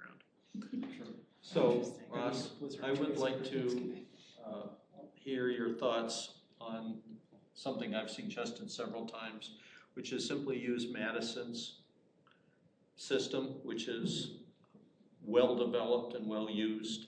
I received the text for Madison snow emergencies. Madison, in the wintertime, has on their homepage, cityofmadison.com or whatever it is, green or red whether snow emergency is in effect. They do have a district. Everybody knows that the district goes from Park Street to the Yahara River. They're considering extending it. But what would be the downside of simply declaring an ordinance that our snow emergencies will be declared by Madison? Just that we wouldn't be in control of it. You know, we just had a But long it's discussion free. about, yes, no, you're right. But we did just have a long discussion about Metro Transit, which is something that we use of Madison's and are not in control of. So Okay, that so- would be the downside. So 10 years Mhm. of, I'm not saying we shouldn't do that. I'm just Okay. saying that would be the downside. that would be the downside. Yeah. So I would like to recommend that, because so the other thing, you might remember that it was maybe Dave Cheslevich that lost his reelection campaign because of snow removal complaints. And since that time, Madison Streets has been very proactive, and if there's a snow event, I probably get 4 or 5 messages at different times of the day of how's the weather gonna be, what we're gonna do about it, whether we're gonna declare a citywide plowing. It reminds the residents of the rules 3 inches before we do a citywide plowing. And I think they've been doing a terrific job. And also, the snow emergencies they've declared are the ones that we would have declared. So I think that if the infrastructure of declaring it is the stopping, and I've discussed this with Phil Sviam and Chris Armstrong, who is developing the southern part of Uptown. They think it's a terrific idea to get that street parking back, except when it's snowing. And so I would like staff to strongly consider the idea of Madison. You can talk to Madison and say, you know, we want to, maybe they would be willing to consult with you and they're about to, or give you early warning, get your input. There might be a cooperative agreement that could be made that would make it still mostly free. So.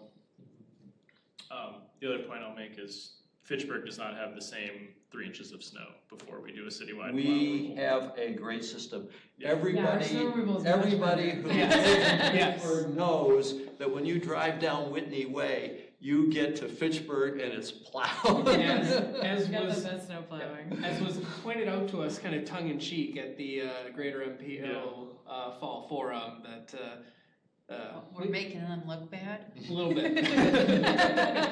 There was a comment to that regard, yes. You know when you're in Fitchburg. They also have 1/8 of the mileage of streets Yes. that Madison does. Yes. So- Let's be But sympathetic. we also have about 1/8 of the population, so Yeah, it makes sense.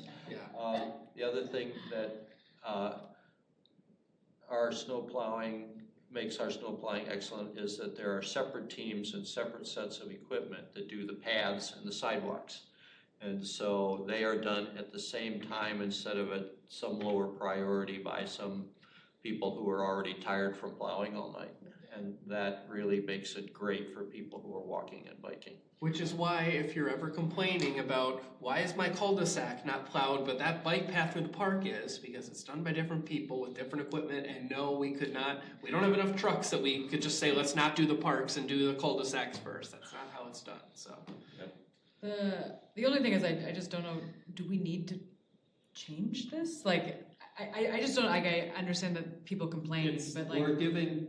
We're giving back parking that they have for 9 months of the year, but don't have in the winter. So it is a huge amount of parking. And that parking is being reserved for plowing all the time, all winter, when we don't get that many big snowfalls. So that's why you would do it. Was your question about snow specifically? Yeah, well, I guess like I understand that it's in, I I'm just curious if we're solving a problem that, like, people are gonna complain about People are enforcement. complaining Like, to. people will complain no matter what, like, I feel like that's Yeah. just, like, I've learned that, people complain, and it's, Yeah. and because things are inconvenient, and sometimes we ask them to do inconvenient things, and it sucks, and like, Yeah. there's no way around it. So, But I this, just, but there not is, every complaint requires a solution, and so I'm just asking, like, does this require a solution? I think that there is an easy solution if you buy my idea of using Madison's notification system that would get that parking back. And I've had this discussion ever since the smart code went in, because the streets are narrower and because they're by design. Smart code neighborhoods like Uptown and Terravesa have narrower streets, and they do not require off-site parking. There's no parking requirements for Flight or Tati. But it might be worthwhile to, like, pay attention in the winter, like, when are we plowing when Madison isn't? Because it Yeah. actually might be different enough, given Mhm. our ability to do Oh, better right, plowing. I see what your point is Like- now. Like, we plow more frequently, Yes, we Yeah. so yes, it would work for Yeah. true snow emergencies, Mhm. but then we were not plowing on those regular days when we would be plowing otherwise. Right, and they are not, Yeah. well, see, they tend to declare snow emergencies for the downtown area, even when they're not plowing the residential streets. Because they still have to have those people off the streets, and they have other policies by snow emergencies that wouldn't apply to us. Overnight parking in city garages is free, but don't park on the top, because that's where the snow is gonna land. To help people find places to park when they declare snow emergencies on the isthmus, where parking is tight. I don't remember any of the other things, but there are other ones. I do think, to your point, where is this needed? There's some streets where it is really hard to find a parking spot when we restrict it.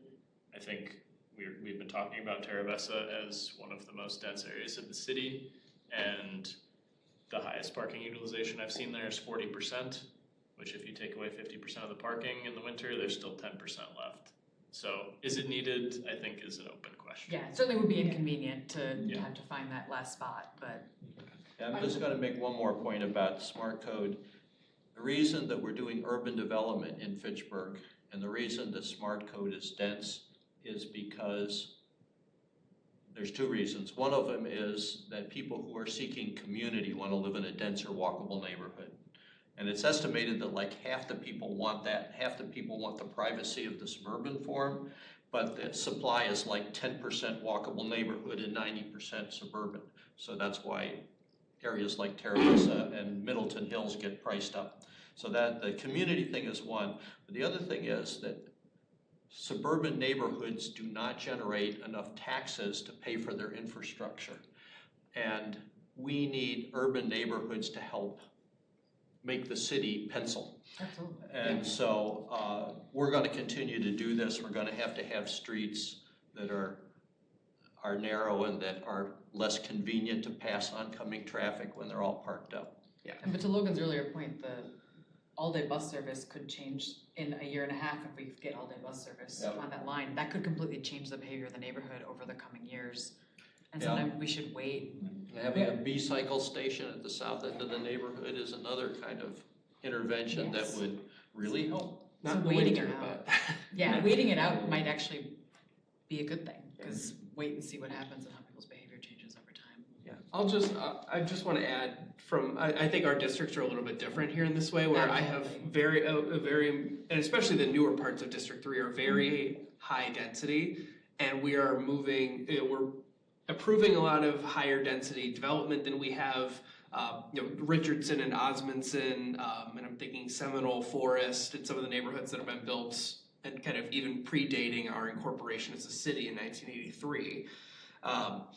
So I think that's kind of my perspective, is coming at it from, there are more areas where I'm seeing this just in my day-to-day interactions and, my walks around the neighborhood and things like that. Become more and more of an issue. And as we're looking at our comp plan and trying to really prioritize infill development in these higher density areas, I think it's going to be, the problem areas will grow, not shrink, just by virtue of there being more humans in a space. And so I don't think that it would be strictly necessary for for a lot of the land area of the city. But as we look 5-10 years out, this may be an issue that affects more parts of the city geographically, Jamestown Quarry maybe, or the Fish Hatch corridor. Okay, so some things for staff to think about and for us to continue to monitor. Now let's get to our reports. See how fast we can go, Logan. Yeah. From May 12th, our council meeting. I know we already talked about, Ross already gave the update about the Metro contract or BRT. the BRT, yep, infrastructure, thank you. Let's see, we passed on that. I think that was really the only thing from May 12th of relevance to this room. Let's see. I'm looking at May 28th, or April 28th now. Just scrolling back through here.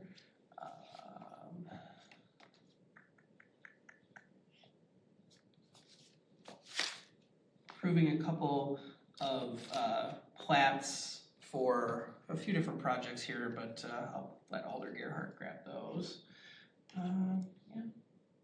Approved contract amendment 3 for Fitchburg Road Engineering Services Agreement. That was, I think that went to Public Works. It did not come in this room, but related to the larger Fitchburg Road reconstruction project we've talked about in this room before. And yeah, I'll leave it there for now. Okay, Ross, bike and ped.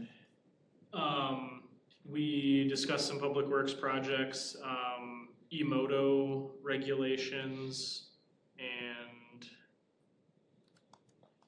the other thing we talked about. E-moto regulations was.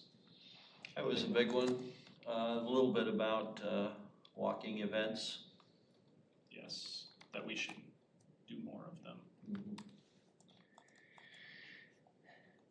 So, yeah, that's bike and ped. Okay, Gabrielle. We, Plan Commission back in April passed a minor comp plan amendment that has yet to go before the council, so it has not passed council yet, but it's for a project off of Ski Lane in Southdale, the 18 affordable homes. So that's the very first step of many steps, but that did pass plan, it has yet to go to council. Say that again, what was the step? It's a minor comp plan amendment, Okay, so we still have to do the rezone and all the approvals.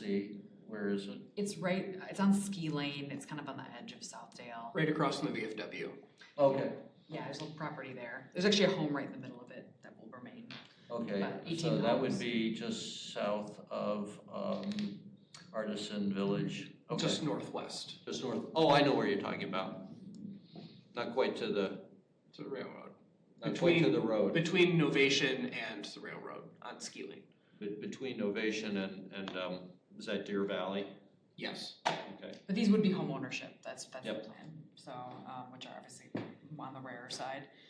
We also passed the final rezone and ADR for Bowman Plaza, which you may have seen it in the Wisconsin State Journal on Fish Hatchery Road, be our tallest building in Fitchburg ever. That is planned, it's 278 unit building, 6 stories, and they would love to start demo this summer, which I guess you'll see it if you drive by it, and potentially start as soon as this fall. There's potential for delays, obviously, but that would be the ideal. and you keep timeline. asking them for B-cycle station, right? Yeah, oh yeah, there was a lot of B-cycle talk at council. We also did a PDD, or a rezone, and then a certified survey map for a Grace. They're moving forward on their Devention Village project. The first phase is going to actually be renovating the current building and doing some demo, and then they'll start the Devention Village after that. So, but right now what's happening is the current. They're expanding some of their existing units to Yeah, get so the they can demo capacity part of back. it. Yes, they can So demo they part of the can raise building. some of the other pods. And they Exactly. begin construction, they're doing a groundbreaking Wednesday morning. Yeah. Also, we did a final rezone and an ADR for the Corey Franks project. It's a multifamily residential in Jamestown Corey area. So if you remember, there's that McKee and Fitchrona Road there's those 4 businesses at the front, there's gonna be more businesses behind, and behind that, there's actually gonna be a multifamily building that's very similar to the one that's being built there. If you've driven, well, you can't drive there right now, but if you've driven back there, there's the Texas wraparound. It's a very similar style building right next door, and that is in the final phases. It's 290 market rate rental units, and they have adding some facilities for both buildings as well, like a pool and park and dog run. And a side path. Yes, and I believe, oh yeah, and we did an ADR in the Seminole Pool, and then they're doing a redo of the pool, and then the staff is working on interviews for comp plan and zoning code. I believe they selected a vendor. Do we have anything more on that idea about improving the access to the crosswalk from the path coming out of Seminole Glen Park as part of that? Remember you suggested a sidewalk to connect to the pool, and I suggested a multi-use path to go all the way to the park. Yeah, so Seminole Pool scaled back their plans by a lot, so we can't really require them to add a sidewalk. They're kind of having a hard time funding Yeah, it. they're basically just like They're big recoding the pool now and some stuff inside the building. It's not, Okay. yeah. That's it? That's it. Okay, does anyone have future agenda items that, and of course you can do this anytime, but email me or Ross, or both. I just think that Greenway Co. might be appropriate. It's up to Ross, but it might be appropriate for an agenda. Yeah, no, I think that would be a good, Which one? just good for everyone to see. Greenway Coho, the roundabout in a box. Oh, okay. Yeah. Very good. I have a small announcement. They were, these things were developed for citizens by Milwaukee Walks. They talk about interventions. One of the things that you have with the neighborhood traffic calming process, we don't really like citizens to suggest what we should do because they don't know the full range of capabilities of different engineering interventions for traffic calming. But this, so we say, you just tell us what the problem is, we'll figure out the best solution. But this is another way to solve the problem, and it's designed to inform citizens of, I'll see that you get one of these, Maggie. Oh, cool. And Yes. Ross, you get 2. I'm giving you the Spanish version also, just for your reference. I don't know if you speak Spanish, but. You can practice. So anyway, it's just a fun thing to make sure that we all know these interventions like bump outs and traffic circles and high visibility crosswalks and so on. This is really great. cool. Could you give these to Bike and Ped folks if you haven't already? I'll have to get some more from we get them from the Bike Fed. I was up at Healthy Communities Summit, which is put on by the Bike Fed and the Wisconsin Office of Outdoor Recreation. They're part of the Department of Tourism, and restocked my supply of literature that we give away as Bike Fitchburg. But I was very excited about this, and I thought that I should bring them to you guys, and maybe I can get some more. I'll give one to Andy Potts because I think I have enough to do that. Okay, our other announcement is our next meeting is June 11th. Do we have any dates coming up that we should skip a meeting? I think the next 2, I am hoping to have actual ordinances for us to look at. So that would be June and July. Yeah, it might be July and August, depending on Okay. workload coming up here. Well, we will let you know if it seems appropriate to cancel one, because we have to cancel one more or 2 more? One, we already canceled one, so. One more, okay. I have one that I think I have to miss later in the year. That's another candidate, but I don't have to be here, as we proved, for a half hour. Gabrielle, good practice for next May. All right, motion to adjourn. So moved. Second? Second. Thank you, Elizabeth. Any discussion? All in favor say aye. Aye. Aye. Aye. Any opposed? I think there's no one left to oppose. Thank you. Okay.